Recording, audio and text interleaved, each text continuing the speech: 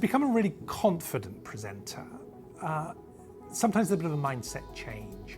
One of the things that we often recommend to people is that they think about themselves as a teacher rather than a presenter. What do I mean by that? If you're a teacher, you've got a job to do. You're trying to help the audience understand something.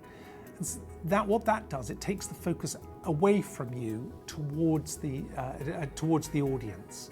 And just that change of mindset where you're not thinking about yourself, you're thinking about the audience, can absolutely get rid of nerves and make you look and sound very, very confident.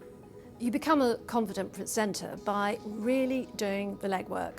There's no substitute for it, sadly, and you keep practicing, and that builds confidence, and you improve as you go along.